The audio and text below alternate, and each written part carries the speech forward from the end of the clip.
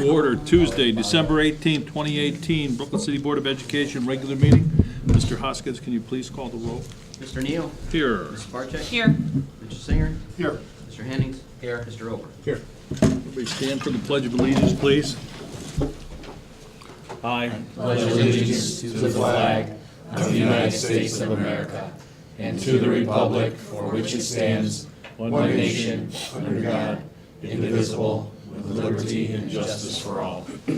Next item is student achievement. Yes, This could be the athletics. I'm going to hand it off to Dr. Glykoff, who's going to hand it off. I'm just going to say welcome, Mr. Verba, our athletic director, and this is his first opportunity to provide a board update, and I think he's going to give a little kind of wrap-up of the fall season and then some of the things that are happening in the athletic department. Okay, thank you. So what we did, fall sports highlights. Our football coach wrote a grant for football helmets, received over 100 football helmets at no cost to our district. And he took some of his athletes down. They were presented at the Brown Stadium. It was kind of a cool event, and that was a highlight of the fall. Seth Majeski earning PD, week 3 top performer for football. Our girls varsity volleyball team finished second place in the Cuyahoga Heights volleyball tournament. Another highlight regarding the volleyball team was Jaden Walls, one of our juniors, reached 1,000 kills already. On the boys soccer side, the boys soccer team winning the GPA challenge with a 3.617 team GPA. Our middle school football team capped off a great season by winning the PAC Stripes Division Championship. We also brought back the Cane of the Week. Was awarded to 9 athletes at our fall awards night. And academically, 50 athletes were awarded the Brooklyn Scholar Athlete Award, and 33 athletes were awarded PAC Scholar Athletes. So that was kind of a highlight for us. Moving forward, this season, what we're working on now, our hockey team is in first place. They're in a first place 3-way tie in the Blue South Division with a 5-1 record. Which is awesome considering we didn't know if we were going to have enough kids for hockey. We're up to 16 skaters on the team right now, and I'm kind of excited about the direction they're moving. We purchased a new shoot-away machine for our basketball teams. It was a collaborative effort from the different organizations, the boys basketball team, the girls basketball team, our Junior Canes program, and the athletic boosters, and then the athletic department. We all chipped in and purchased this. We have all of our teams and youth basketball teams using it to help improve their shooting technique. It's a beautiful machine. If anyone wants to come in and see it, it's awesome. We sent out a tweet the one day. We had a former Hall of Famer, Brooklyn Hall of Fame member shooting. Got a kick out of it. He was in visiting. So it is a great piece of equipment. Hopefully our shooting percentages and technique will improve. We just recently finalized negotiations with BSN Sports to enter into a corporate sponsorship program with them and Under Armour. We're going to receive, based on how much we purchase in Under Armour gear, we will receive different incentive packages. The initial incentive to sign was a $2,000 package, and then an additional $3,000 package we're going to receive. We're going to sign off on that either later this week or early next week. So we will be entering into that with Under Armour and BSN Sports. So it's a pretty exciting time.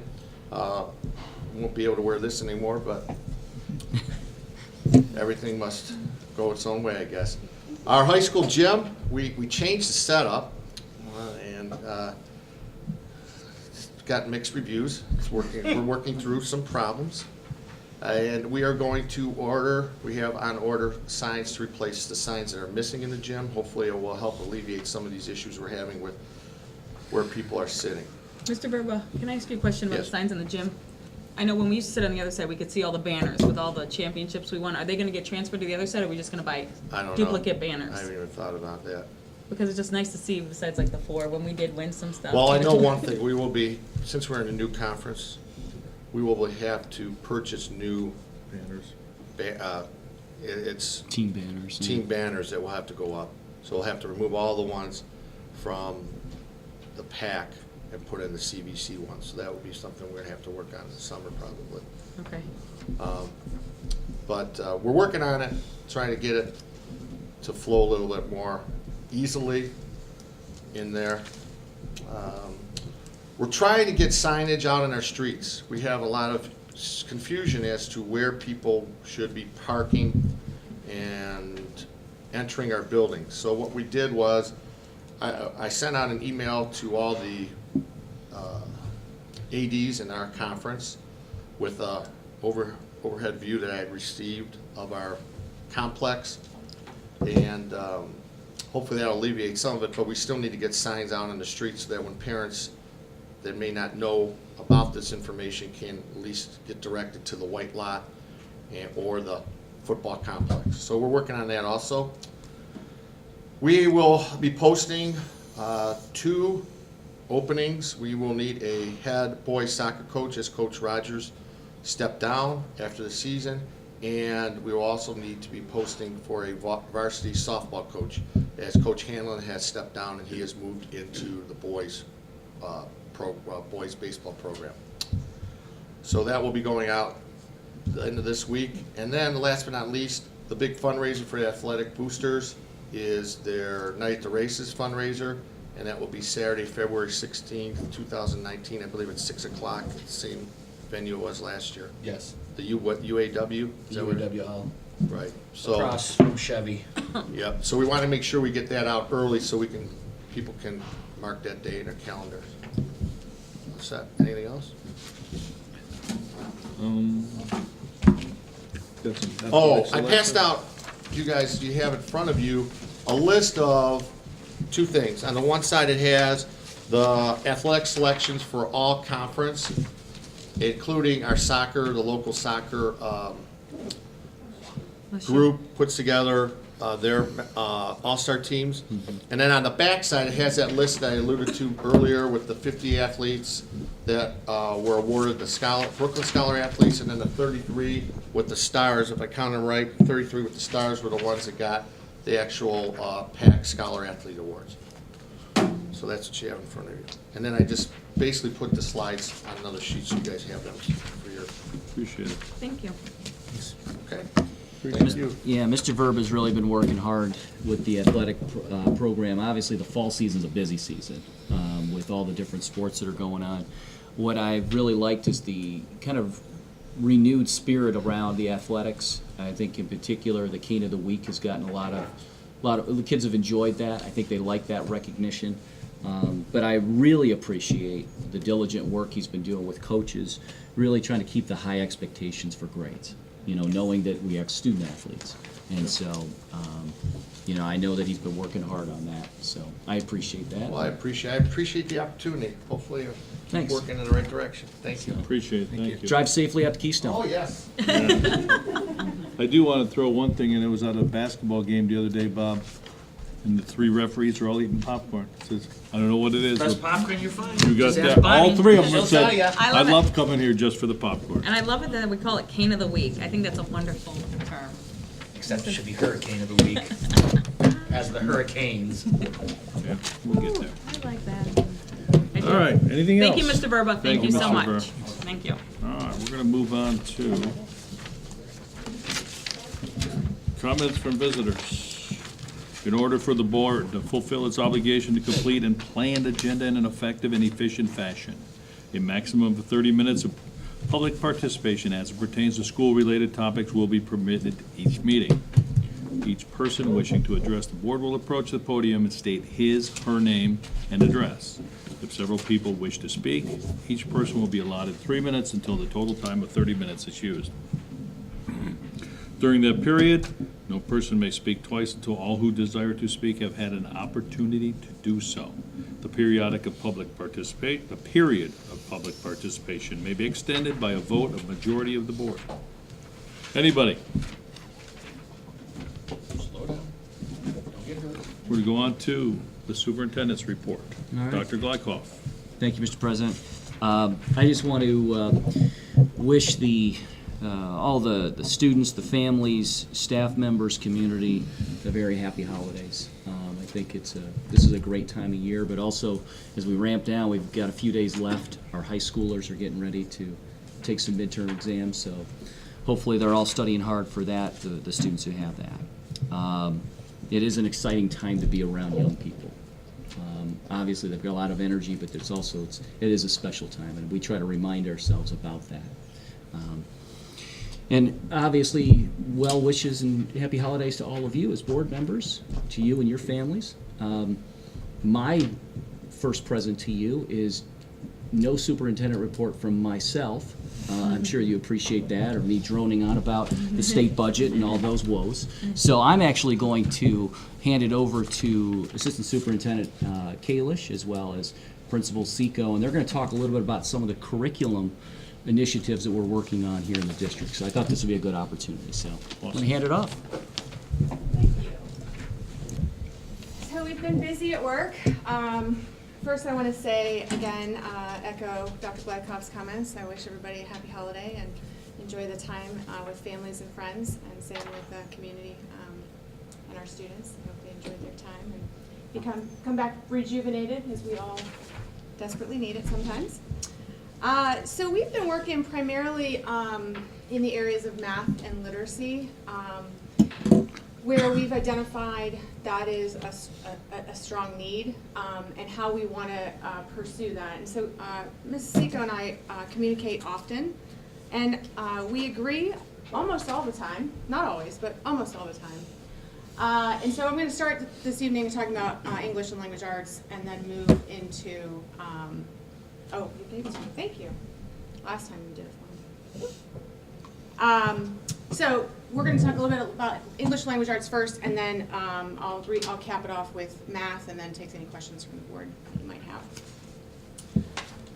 In my time as an educator and primarily focusing in literacy, I often heard, well, teaching isn't rocket science, but I will tell you, teaching reading is. It is. It's incredibly difficult, and there's a myth out there that it's natural, that kids just naturally obtain the ability to read, and that is not the case. That is not the case at all. We actually need to understand how the brain functions. There's a term called dyspedagogia, dis meaning not, and it is about poor instruction.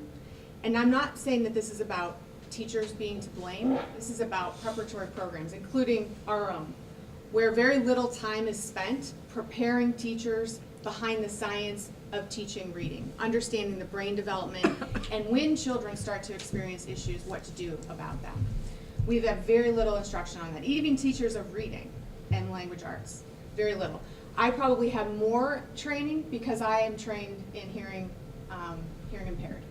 And so there's a whole different class of courses I had to take around speech and development and all of that. So I probably have an edge up on many. But even that, I had to spend a lot of time on my own learning about how the mind works. Children with English language as their English as their second language, limited educational opportunities, students who come to us with backgrounds at home that not all of them are pleasant, and so that will impact how they learn. Dyslexia and learning disabilities, and Mrs. Seco and I talked just yesterday about the number of students that go undetected with dyslexia, and how that can be a concern for learning. And then general cognitive or language deficiencies. And all these things, when we look at how kids learn how to read, all those things have to be put into that basket, and then we have to understand the brain. And again, the brain wasn't designed for reading. It was designed for very minute tasks, right, in the beginning, and we developed and evolved over time, and we developed the ability to speak. But reading is still relatively new, actually, in the term of evolution. About 22% of adults in the U.S. are functionally illiterate, and if you look at scores from student data across districts, you'll see a lot of correlation to where our kids are scoring in the limited and basic area to this number. Brooklyn represents the norm in achievement for students of all subgroups. And what I mean by norm is this norm, the norm we want to break. We want to break out of this, and we can do it. In 2017, 35% of the nation's students were at or above proficient. And that's on the national assessment that's done annually. We cannot keep doing this, the same thing and expect a different outcome. And if you know that phrase, that's the definition of insanity, right? So, what do we do? So there's a couple of things that Mrs. Eco and I, after visiting classrooms, spending time observing, talking with teachers, looking at what the district has done in the past, one of the things I don't like to come in is say, we're gonna do this, before I've seen what's really happening. I think it's important to take that time and to really develop that relationship with staff and understand what was being done, what is being done, and what needs to be done. What we've determined after spending a lot of time in classrooms is that we need a framework. Not a program, not a curriculum, not yet, but a framework for how we approach instruction every day in a language arts classroom. K-8, we're gonna start there. We gotta get the little guys up to speed, then we can attack the high school. We're gonna start with Daily 5. Our teachers, K-3, are actually being trained tomorrow. That's our intervention specialists, our title teachers, and all of our classroom teachers in grades K through 3 are going to be trained. And this framework, it instills behaviors of independence, it creates a classroom of highly engaged readers and writers, but it holds no curricular content, so you can use anything you are already doing to implement it. So it doesn't require us to go out and buy a whole new curriculum. We can use the resources we have. If we have gaps, which we're going to talk a little bit about. I'm going to let Mrs. Seco talk a little bit about curriculum audits that we're doing, why we're doing them, and what the purpose behind those are as we move forward. But it's going to give us the starting point for that conversation about framework. The components, we have students that read to themselves, they're working on writing, they're reading to somebody else, and there's all the research behind why this is important, and they also are listening to reading because they need models for good reading. It's a one-day training that we're providing, which is great because again, it's not expensive, and we're so fortunate to have Riverside School District provide us with their literacy coach for the day, so it's no cost to us. So all I had to do was buy books and pay for her travel, which they can do. So again, this is going to serve as a foundation, and we're going to talk a little bit in a few moments about letters. So it's a systematic process that we're going to go through to build capacity for our teachers, starting with basic framework of Daily 5 that they can very easily implement with resources they already have. When we talk about resources, do you want to talk a little bit about the reading audits that we're doing? Yeah, so one of the things we discovered in the few months that we've been here is we have a teacher who does Daily 5. We have a couple that do it, but they maybe are not doing it the same way, or maybe one teacher's doing it and then the kids leave that grade level and they go to another one and it's done a different way. So we're trying to build that capacity of being consistent so that all kids have access to the same learning and strategies. Through the literacy grant and different things that I've been trying to evaluate and working with Michelle and Laura is what do we have? What materials do we have? What resources do we have? How are we using those things? And so I'm sitting down with every single team and going over how many minutes do you spend on reading instruction, writing instruction, social studies, science, those components. What resources are you using for that instruction? How are you aligning those strategies and those resources with the standards and the level of rigor that we need in the classroom? It's been very eye-opening sitting down because we are all over the place. We don't have consistency. Our younger kids need a lot more time with ELA, and our schedule maybe isn't the most conducive for that. And those are things I know a little later in the presentation we're going to talk about. So the curriculum audit, or the reading audit, and going through it, I hope to finish that up by I think I have 2 groups after January when we come back that first week. And I'm hoping to have that all compiled and put together so that we're able to look at we have this resource in 4th grade, and it's really aligned with a 6th grade level, or it's aligned with a 3rd grade level, and why are we, are we meeting the needs of the kids? And so really that, I don't want to come to the board and say, or I don't want to come to Dr. Glykoff and say, well, we need to buy X, Y, Z, when I might have a box of books sitting in the back room that contain those things. So we want to make sure that we are looking at everything we have, making sure we put them in a centralized location, leveling them, and then coming in and say, okay, where are our gaps? And this is where we need to spend some money. And maybe it's some grant money, maybe it is general fund money, but that's some of the things we'll be talking about as we move through this process. Can I just, Mhm. and then with that also, one of the things that we have, maybe we have 90 of one book in a grade level, but all of our kids are at different levels. So how are we actually targeting our instruction to meet those kids at their levels versus saying all 90 kids have to read the same book? And there's a lot of research and theories behind making sure that we're providing those different opportunities for kids. So we want to just compile all that so that we can say, okay, we have 90 kids, how are we meeting each of their needs? And stretching each of those kids. So Johnny might be reading at a 4th grade level, and Lisa might be reading at a 5th grade level. We need to put them in books that stretch them from where they are to where they need to go, and continue to stretch them. So Daily 5 is going to serve as a foundation for another training that we're discussing, and we're going to use the Striving Readers Grant, which I'm going to get into some numbers here in a minute about what we received from that. We went into that consortium with the ESC last year and received that grant, and we had to determine with the literacy plan how we were going to spend that money. And when Mrs. Seco and I came on board, we really looked at that grant. We looked at what the research that had been done on that grant and some of our data. And we sat down with our team at the ESC and we said, we don't think that it really, what was written in there is good stuff, but we may not be ready for those things yet.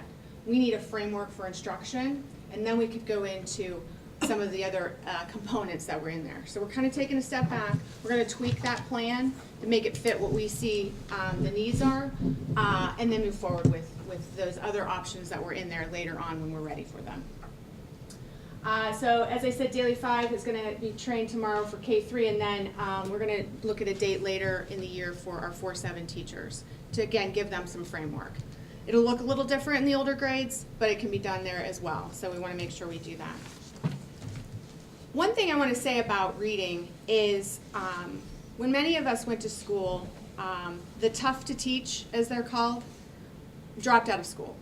They weren't in those subgroups. So when we talk about, I often hear, I've talked to the people in the community, and they say, well, what's so different now? Why is it that our kids aren't reading? And why aren't they doing well? And we all did just fine with what we had. Why does it have to be different? And my answer to that is, it's not the same. We're doing school the same way. We've been doing school the same way since it was invented. We have the same number of minutes and the same curricular options for the most part, the same kind of schedule, but we have kids that are coming to school that didn't go to school before. They either dropped out or they never came. Students with disabilities didn't come to school. Their parents didn't send them. And so that dynamic changed in the 1970s. And so then we started to see through some of the research that was done that we have a big gap, but we've struggled to keep up with that. And that's what we're trying to work on here to make that change and fix that. So moving into the grant funds, we're talking with the ESC and the state support team about LETTERS. And LETTERS is an acronym because education, we love acronyms. We got to have one for everything. But it stands for Language Essentials for Teachers of Reading and Spelling. And it goes back to that concept that I started with, is that teachers weren't trained effectively in how to teach reading, how to understand why we teach kids the way we do, and to diagnose problems when we come across them, and then finding the right resources to put in place to fix that disability or that gap. So teachers are going to spend time going through very, very systematic and intense training. It's a 2-year program. They'll spend 8 weeks working on a module. They'll have 4 face-to-face meetings a year in the first year and 4 face-to-face meetings in the second year with modules. And I think there's 8, right? There are 8 They changed, they had 10 and then it went to 8 and whatever, so, so the remaining modules will go, in the second year. Our upper grades don't necessarily need to be in the beginning modules, because that's really about phonics and building the vocabulary. But there's a part of me that thinks you need to understand why your kids struggle, because you're going to have kids that move into the district or that really just made it through whatever, and they're still struggling. You need to understand why, and how do you diagnose that and fix that. So we're gonna put everybody through all the modules, because I think it's beneficial, even for myself who is a middle school teacher, to be involved in that process and learning all of that. So, they'll learn about what causes difficulty and what practices and methods work to improve them. The best part about it is that it's not a curriculum, it's a framework. And so they can apply it to anything that they're already using. So it goes back and complements that Daily 5. These are the components of the modules. And I will share this with the board, my presentation, so you can look at it, and if you have questions after the fact that you don't think of but think of later, you can ask me about. But these are the areas of focus that'll be in each of the modules. And then long-term goals. We really want teachers to, again, have that ability to distinguish between, you hear all this stuff, is it research-based? Well, that becomes kind of and I know Dr. Gleikoff, we laugh about that, because everything, that's what they say about everything, but we really want to decipher what's research and what's not, what's really scientific and what's not. Understand how language, reading, and writing are related to one another, make instructional decisions about programs, and that's where we get into curriculum. We can't make a decision right now about the things we need because we don't understand truly about what our kids actually need. So we have to focus there first. Then we can come and say, these are the gaps where we see still existing, and Board of Education, we need you to support us on this. Does that make sense? Mm-hmm. And then deliver a comprehensive integrated language and literacy instruction as defined by standards for a given age. And we talked about that just a few minutes ago about the differences in achievement. Striving Readers Grant. So we received a grant that began actually in 2018, but we were in the middle of that school year when the grant was awarded, so we couldn't really do anything with it till this school year. Grades pre-K through 8. It's actually written for K-8, but we've discussed adding preschool in there because there is some components to letters and that would benefit preschoolers. So we're going to try to include them in that as well. Total grant amount was $43,145, and it's broken over those 3 years. Right now, we're allocated to spend the 2 years there, 18 and 19. We can't spend 2020 until October of the next school year. So, what does it look like for cost? 2-year training and implementation plan. And I'm going to let Kristen talk a little bit about implementation. I won't go too far into it because I don't want to take up too much time, but she has experience with it from her previous district. I have experience with Literacy Collaborative. It's a little bit different, but it's a 2-year process as well. In-person training for 4 days would have cost us $17,000 if we had purchased it with the company that does the training, but because we're getting it through the ESC, it will cost us $3,000. So substantial savings, which will allow us to use that extra money that we're saving towards resources. And then online licenses and materials for 30 participants, and that includes their books for pre-K through 8 is $9,540 for year 1, and we repeat that cost for year 2 because these are modules 1 through 4, and then modules 5 through 8. So total cost will be about $25,000. That'll leave us about $18,000 to purchase resources. Now I'm hoping that our ESC consultant stays put because that person's trained in that. That's always a challenge. But I have some other contacts that I might be able to use if something were to happen there. But the plan is to use the ESC consultant to do our training. And then we'll seek additional grant funds for resources for the library and, if needed, additional training. One of the things, the Ohio Department of Education strongly backs letters. So that's another positive. If we were to get the opportunity to write another grant, we could use that we're implementing it and be probably favorable in receiving additional grant money down the road. So You want to talk a little bit about implementation? So I at had the your previous opportunity, district? in my previous district, we were the first district to pilot letters. And it was a very intense learning, professional development that the teachers and myself had went through. And at first, when you start into this training, you start to question everything you have done and have been doing, because it totally transforms how you process how you read. You ask yourself, how did I learn how to read? Because I can't believe this is what they're telling me. It is the biggest part to take away. It is not a matter of giving everybody the same thing to do. It is teaching teachers how a child's brain works and how they decode words and how their brain processes those words. And simple things, and it might sound funny, but all of our parents did nursery rhymes with us. And a lot of parents don't do nursery rhymes with kids anymore, so kids don't learn how to rhyme. How do you incorporate a rhyming routine within your classroom or within your everyday routine? Things like that.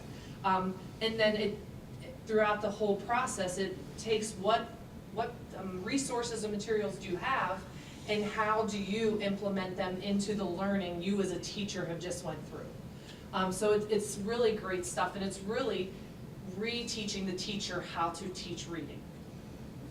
And Kristen comes from a math background and a special ed background, and I come from a literacy background. So having our conversations, she's spot on. So she learned something from letters. So, and I come from the literacy collaborative background. In my previous district, we implemented the literacy collaborative there 2 years ago, which is very similar in a framework for reading and instruction.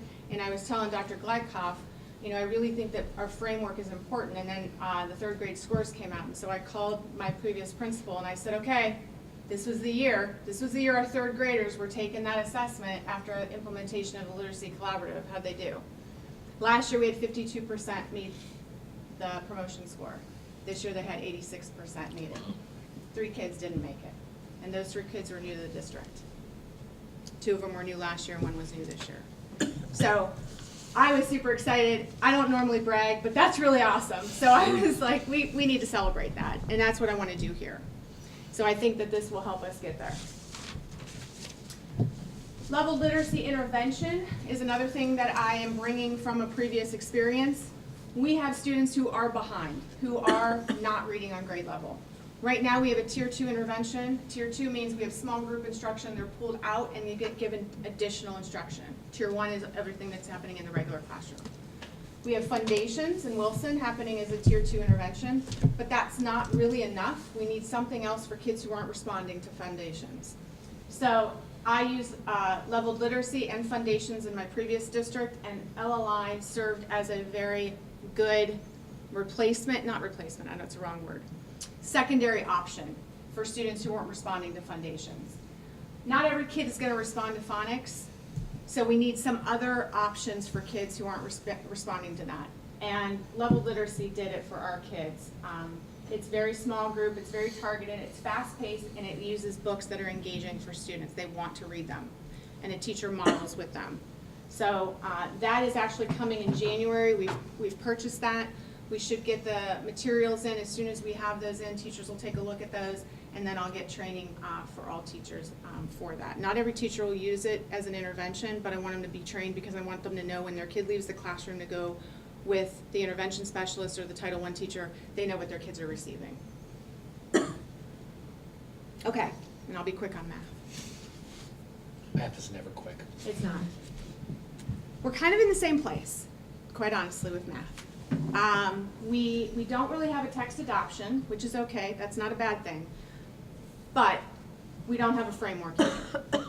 We have a lot of the old style of instruction that many of you probably are familiar with, where you had your homework assigned the night before, you went home, you did your homework, you came in the next day, you spent about 15 to 20 minutes going over your homework, talking about what problems were good, blah, blah, whatever, and then you got a 15-minute lesson, and maybe you got 5 minutes at the end of the class to start your homework, and then you had to take the rest of it home and do it.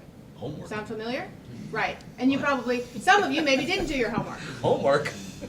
We had that stuff. And that's a lot of what we see, and that's not uncommon. Again, this is a not uncommon thing, but we need to talk about how to change that. We need a different framework. Just like reading kids need to practice math, and they need to practice it at school with the teacher in front of them. Their parents aren't equipped to do it with them at home. Many of our parents aren't equipped to read with their kids at home. So we have to provide those opportunities here at school. So, we are researching Math Daily 3. Now, I have not used this, but it's very much like the Daily 5. And so, I've spent some time talking with Kristen about it. We may pilot it. We haven't talked specifically, maybe with K3 and see how we like it. It's something, again, it's not expensive, so the worst we're at is the books. I don't think it's going to be something that fails us. I'm going to actually go into a meeting tomorrow with the first ring district's curriculum leaders. I'm going to ask them if anyone's using it and if there's anyone familiar with it. But again, it creates that framework. It's a quick training, so we can quickly implement it, hoping to do that this year, at least with some grade levels, to see if we see some benefits in it, to try to change the mindset of how we teach math. Do you want to So jump in? math is my thing. That's her So thing, yeah. the one thing that we are trying to teach our kids is they're to be problem solvers, to work collaboratively. There's not always one way to find an answer to a math problem. And I often hear, oh, the Common Core, and I don't know how to do it. But what the Common Core does is it outlines various ways over time how to solve different type of problems. And one of the things we're really working with our math department on is giving kids those opportunities to work collaboratively and to sit down, and maybe Kristen answers the problem this way and Michelle got the same answer but she answered it a different way. And how do we collaborate and talk through that? And maybe Sandy didn't get it, but when Kristen explains it, she's like, oh, I got that. And where our teachers become those facilitators in that setting, and that homework is more of that the kid already mastered it in class, it's just that support for them versus that stressful component.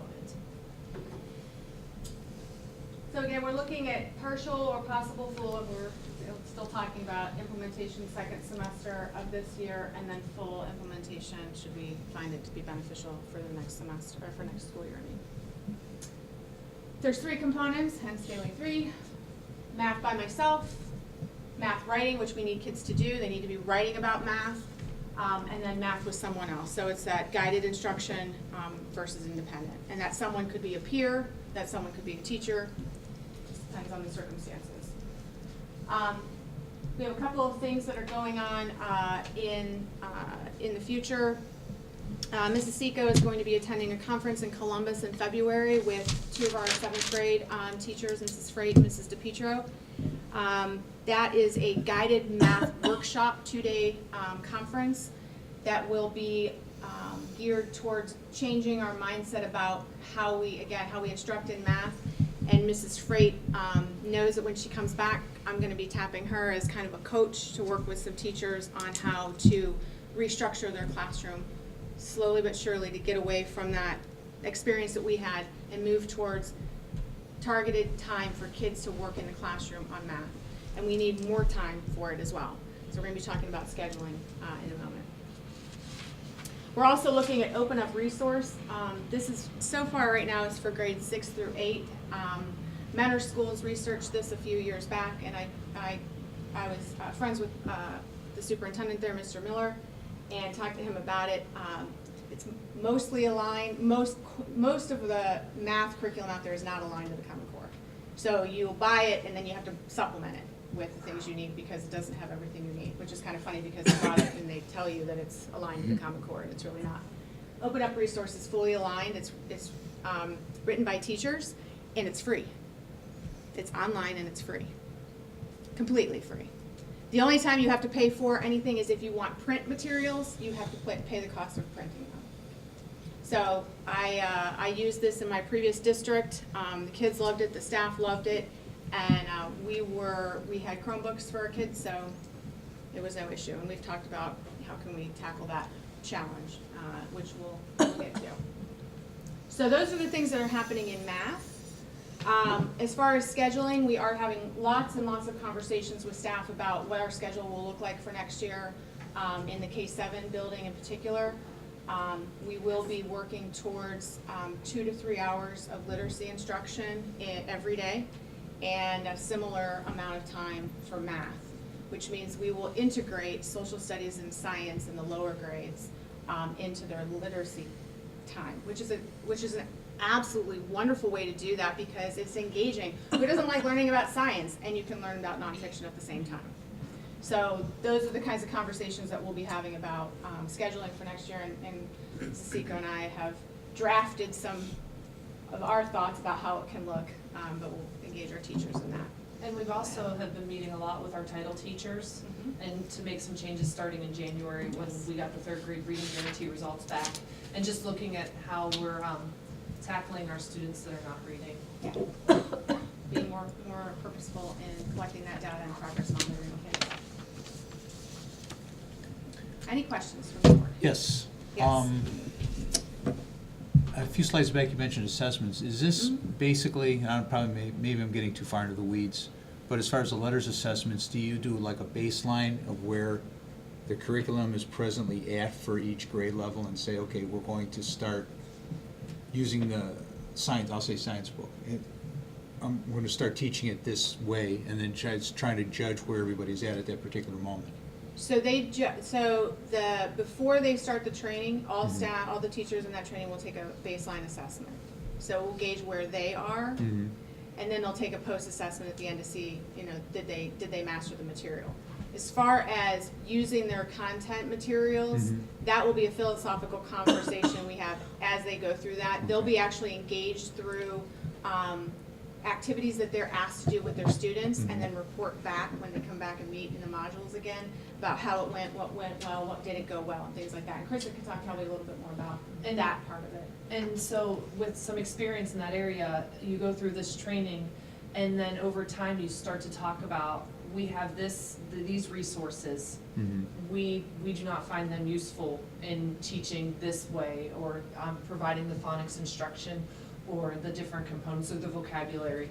However, we have this resource, maybe it's Haggerty, maybe it's something else, and how are we gonna implement it into our everyday schedule or into the learning for the kids? Maybe it's only a small group of kids, maybe it's whole group. And so the teachers going through the professional development, they learn how to do all that. Because I guess it has to be taken into account when you're doing gap assessment at the end of the year, when that student's going to go to the next grade level, at what reading level, and how is that going to influence what they're going to be taking in their next year? Yeah. Okay. Yeah, absolutely. That's really the focus of what we want to get to. Question. This almost comes down the line of what is the meaning of life. But in your discussion about framework and maybe changing the mindset of how teachers work, how do you address what motivates a child of a certain age or maturity to learn to read or write or do math? What I found even in my own household, that there's different things that motivate my daughters to pick up a book and read or to do a math problem. And maybe I'm a microcosm, but I can't imagine. I think all these children are at different levels, even within the same age group, as far as maturity.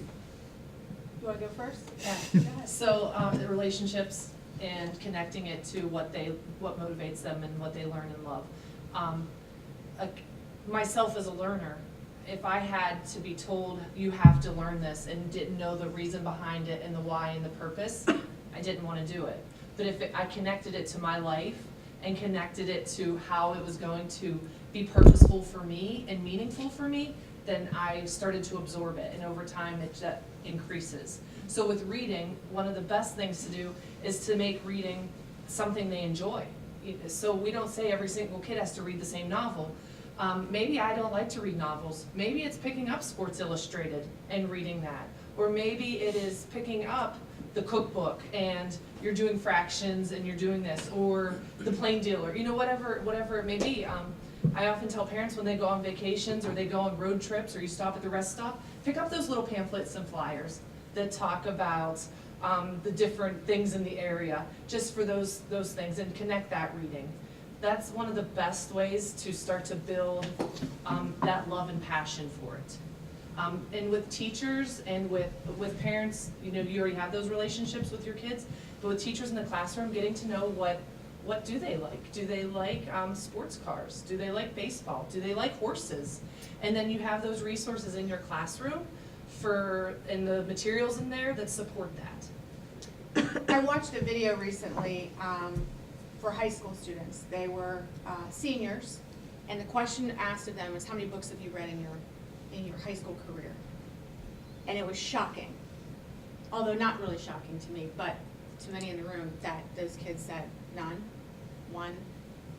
And they said, well, what, you got good grades. How did you get through? Well, we used Spark Notes, and, we listened really well in class, and we were able to, pick up what we needed to know. And then when they were asked why, and they said, because I don't like it. I don't want to read that. So their senior year, their teacher gave them a choice, and these kids had 24 and 48 books stacked on tables. These are kids who were not readers, but because they were given something, they were given the freedom to choose. And if you think about your own reading, some of you may not be avid readers. You may read the newspaper or a magazine, but when you're given that choice, you prefer to do that. And probably your experience in school was, read this, answer the 20 questions at the end. Well, that's not exciting. There's nothing fun about doing that. And it doesn't improve learning. Some of us did it because we were compliant and we did what we had to do, and we managed to learn how to read. But some kids just don't get it that way, and we have to change the way we do. But yeah, motivation is big, and part of that, when I changed, I've always taught this way. I've never taught every kid read the same book. Never in my career. I refuse. Because I just philosophically couldn't agree with it. And my kids read. We read every day together. We talked about books. They go, oh, what are you reading today? I took interest in what they were doing, what they were reading, even if I didn't care really. It's not about that. It's about that I need to make them think I care. They need to know that I'm interested in what they're doing. And I really was, because I enjoyed it. And it encouraged them to read more. And so I think that's where we're really having a lot of those conversations, and some of our teachers are having experiences with their own children in that same regard. And so I think one of the things that we have to make sure we have time for with this is time for our teachers to talk. They can't do this in isolation. They can't sit in their room behind a computer and do this and become better at what they do. They have to communicate with one another, and they have to talk about their trials and errors. So. What do you attribute, you talked about inconsistency on how the staff is teaching. What do you see causes for that? Is there not enough professional development? Do they need more professional development? What are your thoughts on that? We did, with our BLTs, last week? 2 weeks ago. 2 weeks ago. 2 weeks ago. It seems like it was yesterday. I had them list all of the things that they have done here in Brooklyn over the last 5 years, 6 years, roughly. All the trainings and professional development. They've held a lot of professional development. All good professional development. I think what we get, and we're all a victim to this in education, is, well, this great thing is out there right now. We have to be doing this. And so we shift gears and we do that. And David's laughing, but he knows. And he's in the treasurer's office, but he knows. And we're always changing gears, trying to keep up with what is supposed to be the best thing out there. And my philosophy is, let's focus our attention on where the biggest need is, and let's stay focused there for 3 to 5 years. You don't see change in a year. You just don't. You might, and we hope we will see some, but you're not going to see a systematic change when you implement something big like this for at least 2 years, because you have to give time for teachers to learn it, practice it, and then you start to see those, and those benefits are huge. But you got to give time for that. So I think it's not that there hasn't been training or enough PD, it's just we need to focus and stay focused on one thing for a while. And I think also understanding the why behind what they have learned and what we are learning. And it's easy if we're interested in something to gravitate to that and want to hang on to that, and maybe she didn't gravitate it and didn't want to hang on to it, so now we have 2 different things going on in our rooms. And so my job as an administrator, and Michelle's job and Lauren's job, is to support those teachers in their classroom. And if we aren't seeing those things that we're working on professional development with, or our conversations we're having, to make sure we're supporting them to talk about, why are we seeing this? How do we help you? How do we model it? Do we go up and teach it for them? Do we do mini lessons? Things like that. So I think we have to be very actively involved in helping them with those implementations too. Anybody else? Thank you. Thank you. Appreciate it. Thank you so much. Looking Thank you, forward to Mrs. it. Kalish, Mrs. Seco. Hopefully, you notice that these are, I want to thank them.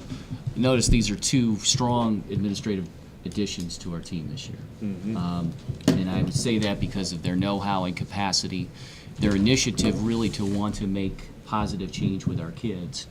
And they have high expectations. They have high expectations, and that's something we want to have for our students, for our staff, for all of us. I want you to glean two things from that presentation, and that is, number one, the investment isn't in things.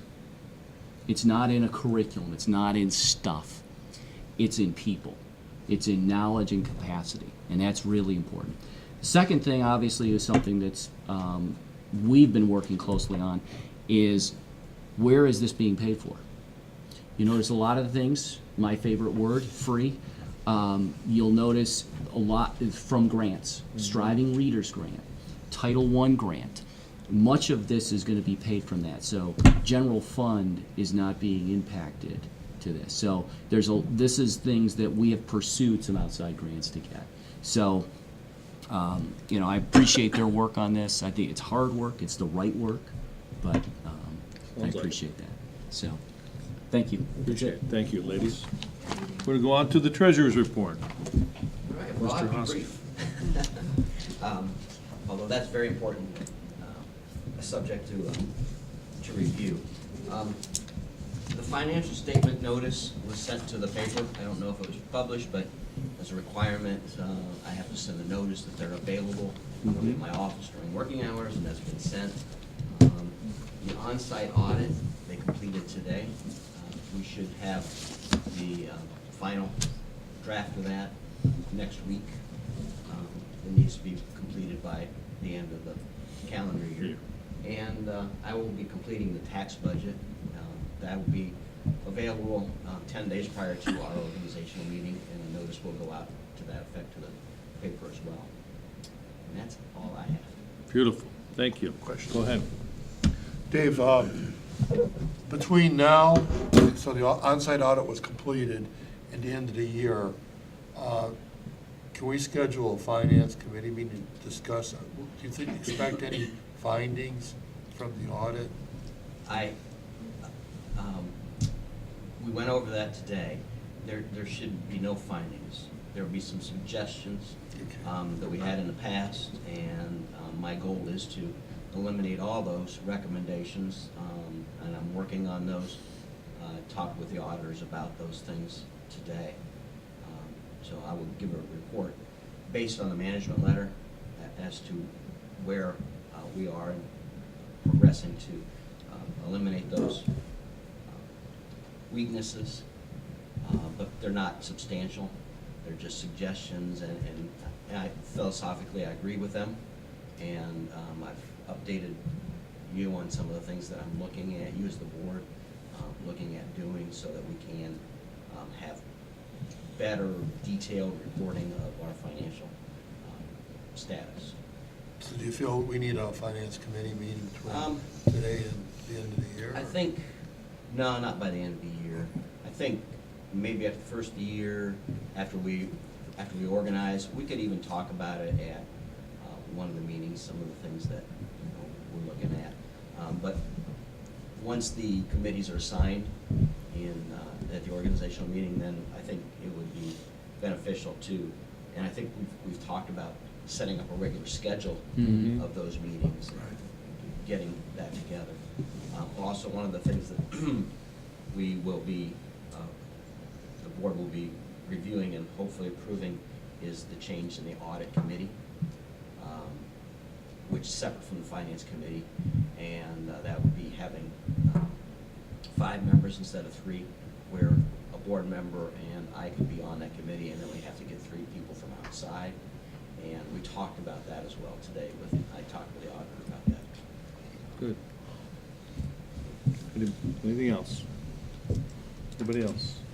Go on to board, comments from board members, board committee reports. We're going to start with Mr. Oper.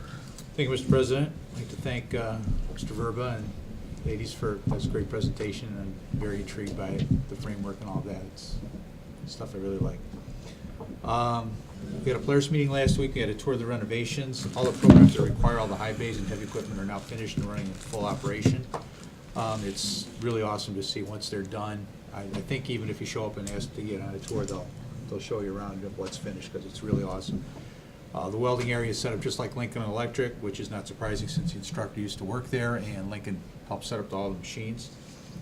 The medical areas on the second floor are pretty close to completion, and the medical assisting labs are set up like small mini examining rooms and hospital rooms. And just looking at it empty like that, you can understand the enormous amount of electrical work that had to be done just to get everything lined up. It's just, I can't put words to it. The dental labs look like any dentist office you'll ever see.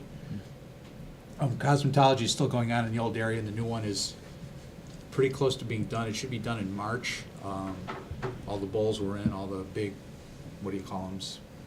Hair dryers? Thank you. Hair dryers. I don't have much They of have a hair for dryers that. Are in. The deli and the kitchen areas will be ready in the spring, and the last sections that'll be renovated will be the offices and the first floor common area. All the administrators are sharing offices. In some cases, they're working out of closets. So that's all I have for players, and I'd just like to take this opportunity to wish everybody a happy holiday season and safe travels. And I can be reached at james.oper@bcshurricanes.org or at 216-485-8195. And that concludes my report.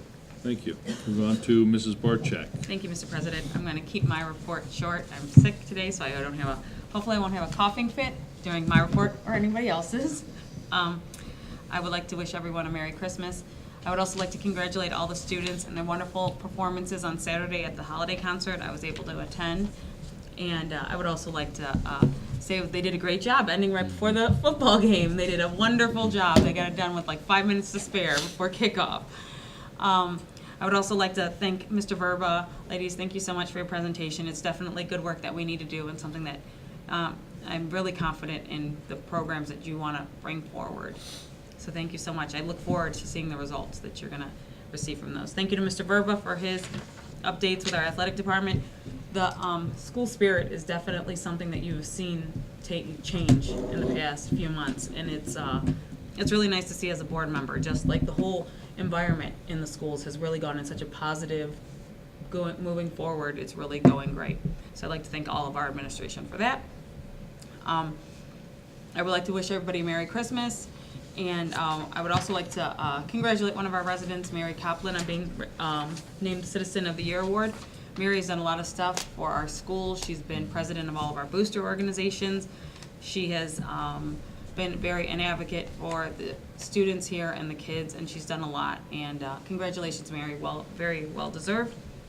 I can always be reached at 216-406-4304. Thank you, Mr. President. You got it. On to Mr. Hennings. Thank you. Merry Christmas and Happy New Year to everyone also. I also want to agree with Bonnie. Great job with the school spirit. The principals and Dr. Glykoff. I walked through here and it reminds me of when I was here with the Christmas lights and I should say the holiday lights and the holiday decorations. It looks fantastic. The kids are happy and obviously the grades have up because this is a telltale that we have less and less kids ineligible every year, and probably after 5 years, it's really great to see very few kids ineligible, and most of them are all, if they are, they're attending the after-school tutoring table. So that's fantastic. I know many of them are waiting for that the winter lip dub thing. They're all asking when is that going to start. So I'm sure Bill has some knowledge of that. I attended the rec board meeting last night. The City of Brooklyn and the Brooklyn School District will be having Friday night basketball. Friday nights at the Brooklyn School Fieldhouse beginning January 11th through February 15th. Open to only residents, grades 1 through 6. They can register online or at the John M. Coyne Recreation Center. For more information, they can call 216-351-5334. Make sure you have a current resident ID card, and it says it's cost $35. The sessions will be from 6 to 8, and the age groups and times are listed below as far as January 11th, January 18th, January 25th, February 1st, February 8th, and February 15th. There'll be skills clinic, buddy basketball for the kids who need it, for the grades 1, 3, 4, 5, and 6. So I know we've been doing it with the city of Brooklyn the last couple of years, and the kids have had a good time. I want to thank the city of Brooklyn for sucking up our leaves. I've noticed they've been here the last couple of days out front, sucking up the leaves. That was never a fun job. I didn't like it. With that being said, again, Merry Christmas, and to the staff and administration, Merry Christmas, Happy New Year. If you're going anywhere, drive safe. Thank you. On to Mr. Singer. All right, great presentation. And a great analogy that I can put to this is, if we looked at the Cleveland Browns at the beginning of their season this year, a lot of people, a lot of fans gave up on them. And that's the grades, the win and loss columns is how people grade. And sometimes you tweak the coaching, the changes in the coaching, and you get some very positive results, as we've seen both in the Cleveland Browns and what I've observed in our schools. And I think it's a combination of things. I think it's a combination of attitude, because I think if the kids don't have a positive attitude, it harms the learning environment. And honestly, I can't remember the last time, I may have short memory because of my age, but I can't remember the last time I heard of a bullying complaint. And I think, some of that, Knock on some wood. knock on wood is nice. Merry Christmas. But, let's put it this way, it looks like it's been mitigated. I think part of the reason is because of our staff, our principals are more keen to it. I think it's the school spirit that Bob and Bonnie mentioned. I think that positive light, I think it helps your jobs a lot better. It'll be interesting to see how this framework works out. And I think we're going to be like the Cleveland Browns here with the winning season here, when all this stuff is set in place, at least to give it a chance. And I agree with you 100% about the definition of insanity. If I had my druthers, I wouldn't see grades or classrooms. That's the way it was set up in the 1800s. That's how education was set up, and we still do it the same way. So maybe one of these days, somebody's going to find a way to blow up that grid and do something more to educate our children. So thank you for that. Bonnie, you're spot on. Talk about performance and excellence. On Saturday, I attended 2 of the concerts, and I was blown away. And I looked around, and I looked at some of the grandparents and the alumni that show up at these things, and I looked around the room in the auditorium, and I saw jaws dropping. So they were just so amazed at the skill level of our children when it pertains to something like music, that how well they've excelled in all of this. And so that was good to see. The other thing that I noticed, again, and it's something that maybe we don't give enough credence and kudos to, is I wanted to thank all the volunteers that support our music parents and music programs and our athletic boosters.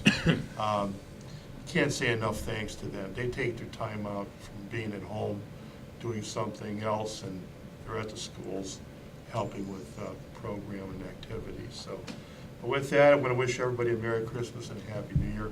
End of report. Thank you. Again, I'd like to reiterate, Mr. Verba, Mrs. Kalish, Ms. Seco, thank you. Look forward to the results in the few years down the road. Looks very enlightening to me. So, like you said, it's been 40 years since things have changed, and different way to think nowadays. So appreciate your effort. Thank you. And I'd like to just wish everybody a Merry Christmas and a Happy New Year. Community, staff, kids, be safe, enjoy. Snow, stay away. Amen. I'm okay with that. Give you a little cool, but we don't need the snow. And now we're going to go on to approval of minutes and financial statements. Reader tonight is Mr. Roper. Thank you, Mr. President. Resolved that the minutes of the following Board of Education meetings be adopted, and all action taken by the Board of Education at said meetings are hereby reaffirmed and approved. Regular meeting November 20th, 2018. Special meeting November 20th, 2018. Special meeting December 10th, 2018. Motion, please. So moved. Second. Second. Questions, comments? Mr. Hoskins, can you call the roll, please? Mrs. Barcheck? Yes. Mr. Singer? Yes. Mr. Hennings? Yes. Mr. Ober? Yes. Mr. Neal? Yes. Resolved that the Brooklyn City School District Board of Education hereby approves the financial statements of receipts and expenditures for the month of November 2018, including all purchase orders paid and all then and now statements for the month of November as submitted. Have a motion, please? So moved. Can I have a second? Second. Questions, comments? Mr. Hoskins, can you call the roll? Mrs. Barcheck? Yes. Mr. Singer? Yes. Mr. Hennings? Yes. Mr. Ober? Yes. Mr. Neal? Yes. Resolved that the Brooklyn City School District Board of Education hereby approves the second reading and adoption of the following board bylaws and policies as noted. Can I have a motion, please? So moved. Can I have a second? Second. Questions, comments? Again, second reading. We've been talking about these, put them in my board backup. This would make these, this would be the formal action for adoption. Thank you. Anybody else? Mr. Hoskins, could you call the roll, please? Mrs. Barcheck? Yes. Mr. Singer? Yes. Mr. Hennings? Yes. Mr. Ober? Yes. Mr. Neal? Yes. Resolved, the Brooklyn City School District Board of Education hereby approves the following persons for the 2018-2019 supplemental teaching assignments with the provision that such individuals comply with all rules and regulations and State Department of Education regulations pertinent to proper certification and fulfills the requirements of the job descriptions attached to their supplemental contracts. Audio technical support, Sean Sullivan, and resident educator facilitator, Susan Grodick. Have a motion, please? So moved. Can I have a second? Second. Questions, comments? Dr. Gleichlaw? Yeah, these are two teaching supplementals that were left off previous month's adoption. Both Mr. Sullivan and Mrs. Grodick have done these roles in the past as well, so really nothing new here. Anybody else? Mr. Hoskins, can you call the roll, please? Mrs. Barcheck? Yes. Mr. Singer? Yes. Mr. Hennings? Yes. Mr. Ober? Yes. Mr. Neal? Yes. Resolved, the Brooklyn City School District Board of Education hereby approves the employment of the following classified personnel through July 31st, 2019. Fermin Lorenzo, custodian maintenance, 8 hours per day, Appendix B, Step 2, effective January 7th, 2019. Can I have a motion, please? So moved. Can I have a second? Second. Questions, comments? Yeah, this, if you recall, we've been working with just two custodians because one of them has been on leave for some time. We have, Mrs. Neal and others have been involved in the process of trying to interview and so forth. Mr. Lorenzo, who I've shared his credentials with you guys in past reports. We were just waiting on a BCI and FBI check, which has all come back very well. So we'd like to get him started as of July 7th. Remember, this is just a July? January 7th. I'm looking down at July. And remember, this is just a temporary position because the current custodian's on leave and may be coming back during the next school year. Thank you. Mr. Hoskins, can you call the roll? Mrs. Barcheck? Yes. Mr. Singer? Yes. Mr. Hennings? Yes. Mr. Ober? Yes. Mr. Neal? Yes. Resolved that the Brooklyn City School District Board of Education hereby approves the temporary change of hours for Linda Pruzak from December 8th, 2018 to January 4th, 2019, from custodial cleaner 6 hours per day, Appendix B, Step 7, to custodial cleaner 7 hours per day, Appendix B, Step 7. Motion, please? So moved. Second? Second. Questions, comments? This extends, we actually did this last month with Miss Pruzak because she is filling in as day cleaner as the other day cleaner is out on leave. And so we're going to need her for an extended, further period of time for this. Thank you. Anybody else? Mr. Hoskins, can you call the roll, please? Mrs. Barcheck? Yes. Mr. Singer? Yes. Mr. Hennings? Yes. Mr. Ober? Yes. Mr. Neal? Yes. Resolved, the Brooklyn City School District Board of Education hereby approves the employment of the following substitute personnel for the 2018-2019 school year. J.C. Roland, custodial cleaner. Executive content right below there, if you want to read it. Can I have a motion, please? So moved. Can I have a second? Second. Questions, comments? Some of our classified folks, they want to also be considered for employment, as substitute employment in other areas. And so Mrs. Rowland would like to be considered for substitute employment in custodial and cleaning as well. Thank you. Mr. Hoskins, can you call the roll, please? Ms. Barcheck? Yes. Mr. Singer? Yes. Mr. Henning? Yes. Mr. Ober? Yes. Mr. Neal? Yes. Resolved, the Brooklyn City School District Board of Education hereby accepts the resignation of Alyssa Cochilla, Student Services Secretary, effective January 8th, 2019. A motion, So please. moved. Can I have a second? Second. Questions, comments? Yeah, this was a late addition. We're saddened by this. We just received this. Mrs. Kachia is our Student Services Secretary. Has been with us now for about a year and a half. Year and a half. Yeah. So, and so we are concerned, her personal situation has changed and such, so, so we will have to go through that process, so we take it with regret at this particular time.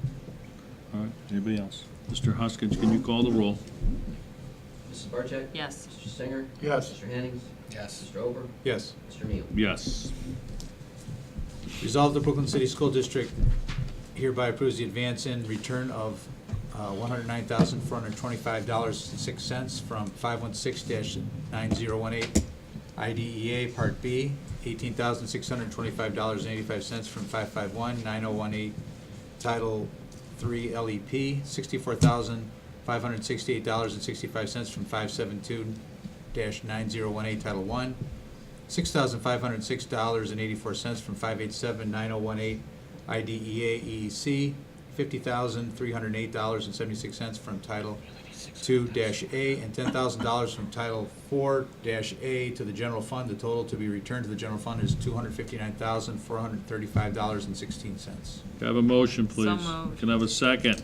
Second. Questions, comments? David, Mr. Question. Hoskin? Mr. Hoskin? These were all done at the end of the fiscal year of 2018, because these accounts were in the negative, and we moved the money from the general fund to make them zero. And now we have the funds returned to us from the state, and we're going to return them back to the general fund. State gave us money? Well, they were grants. Yeah. They were all grants. Is there any other contingent money owed yet? No, this From is- between this- now and the end of the year? This will be it, This will be it from fiscal 18. for reimbursement of Yes. advance. There's no $4 million they owe us or anything like that? Can we send them a bill?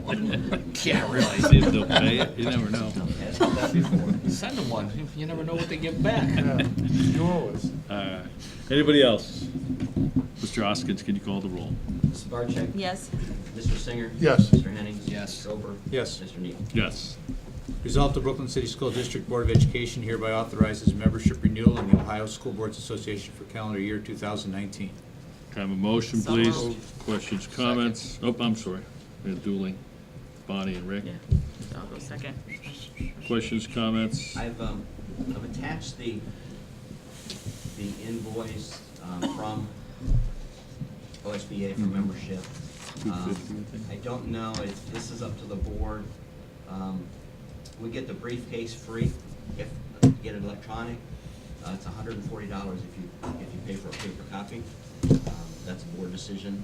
If you want paper, you need to let me know. And then school management dues cost $150 annually for electronic issues and $200 for paper. So is it the desire of the board to What do you want to do? I'm what asking do you. I want? Electronic. Doesn't matter to me, Whatever's free. I'm with Mr. Or Dr. Glykoff on that. Yeah, whatever, Free. Tell us what's Free. free.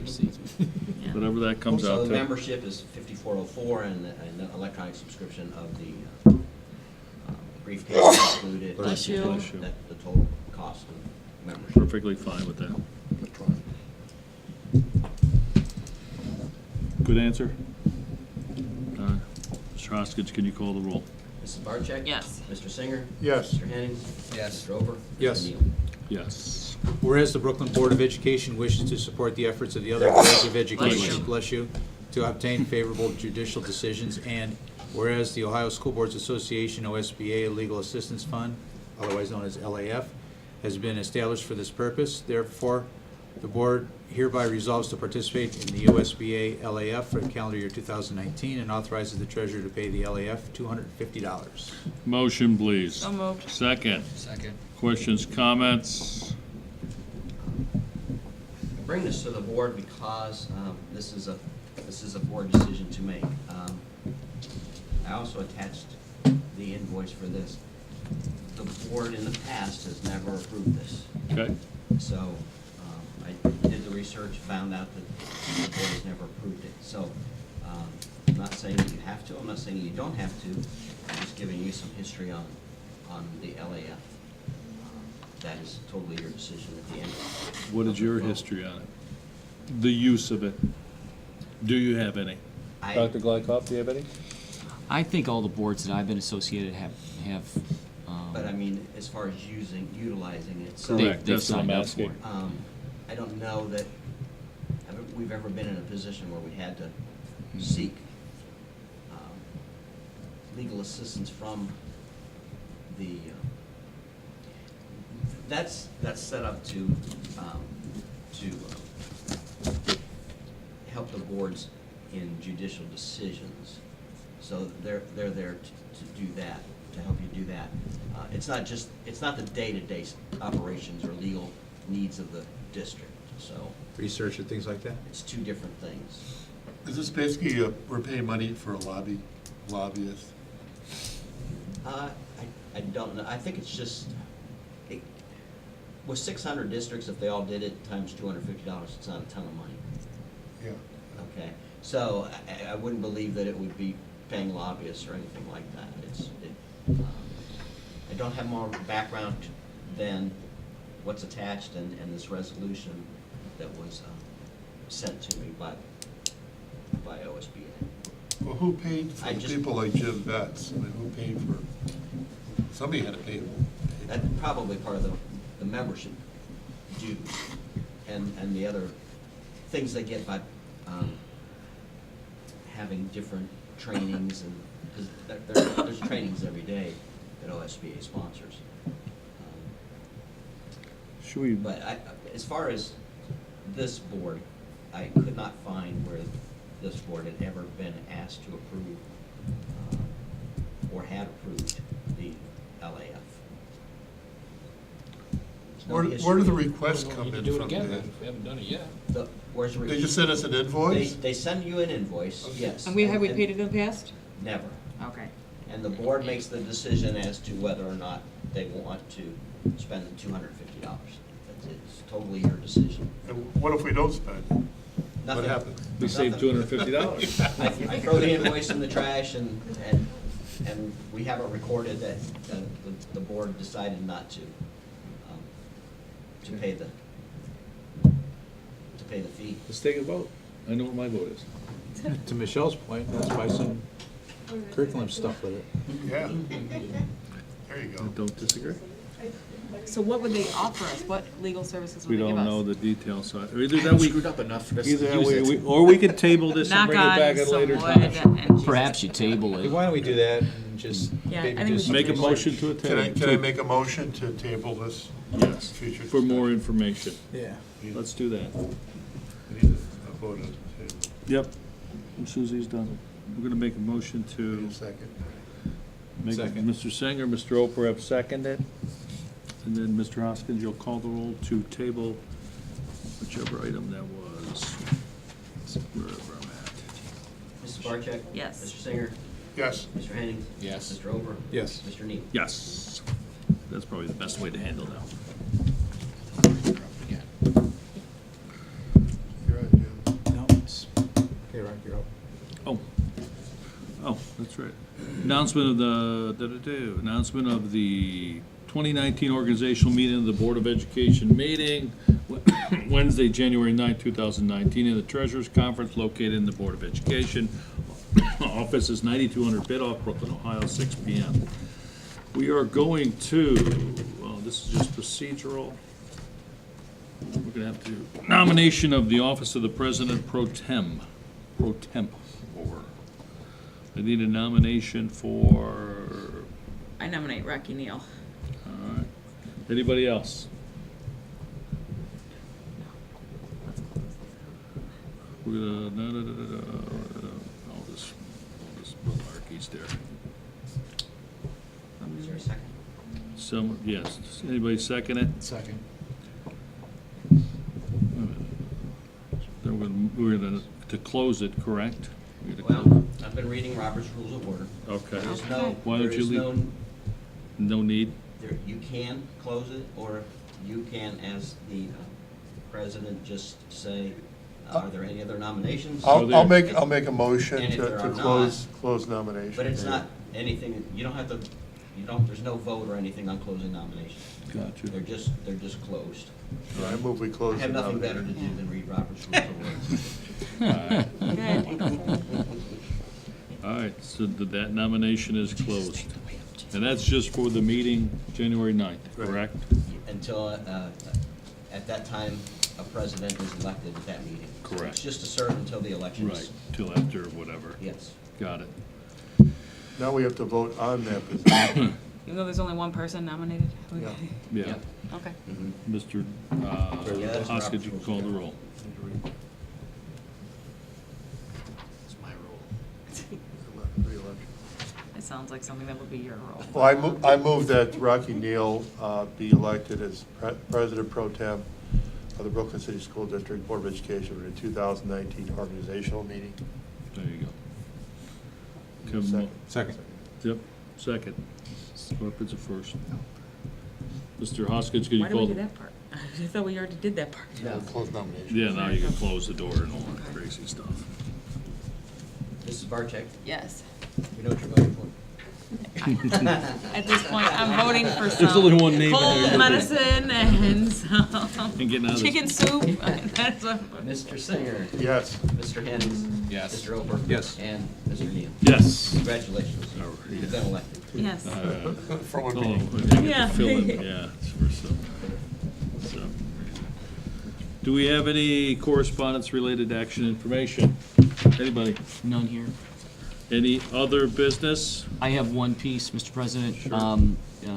Mr. Hoskins spoke a little bit about the organizational meeting and about committees and so forth. Correct. What I just came and what I want to give to each of you is what we currently have and some of the potential folks who were on these committees in the past. And one of the suggestions that came up at our work session was having established dates for these Correct. committees. So I just offer this as something to help us in time when we get to the organizational meeting.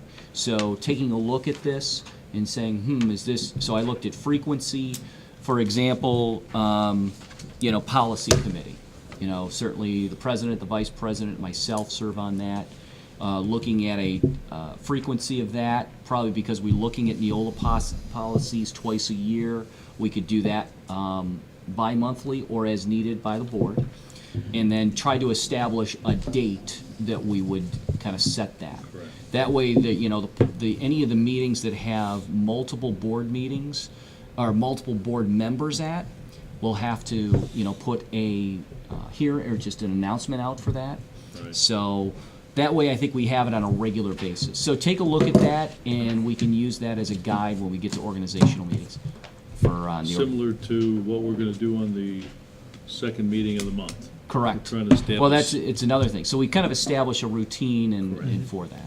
So. All right. Hey, Rod, Yes, sir. to that, Dr. Lykoff, you have a question mark here, wellness, do we need this committee? Yep. That's a good question. Do we need a committee for wellness? And we revisit the purpose.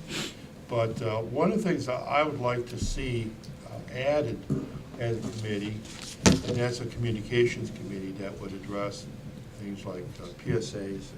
So that's, I didn't want to do that, but you teed me up. So we're obviously in the midst of strategic planning. And so the strategic plan groups will be meeting, and each of you are members of those. And I think Yeah, I'm with Taylor. Mr. Oper is part of the communications part, so that is going to be a regular basis as well. Yeah, I don't see it. Yeah, so now that's why, and I'd love to somehow align the two, but wasn't there, but I think, to your point, that communications aspect does have to be meeting on a regular basis, part of the strategic plan. We decided to wait till after the levy and the first of the year anyway. Yeah. so. Thank you. Some of these Appreciate it. meetings with just one member, I've seen districts where they may meet an hour before the board meeting, because that's just not another night out. You already have that night. Yeah. You come in at Makes 5 sense. o'clock, you meet, and then, that meeting is a little less strict in its structure Right. than one where there's 2 board members. Anything else? Just a Nothing. suggestion. No, it's a good idea. The next is executive session. The Brooklyn Board of Education enter into an executive session for the purpose of 121.22 G4, which is reviewing bargaining sessions with public employees concerning their compensation or other terms and conditions of their employment. Can I have a motion, please? So moved. Can I have a second? Mr. Hoskins, can you call the roll, please? Mrs. Barcheck? Yes. Mr. Singer? Yes. Mr. Henning? Yes. Mr. Over? Yes. Mr. Neal? Yes. We will not be doing any other business after executive session. All right.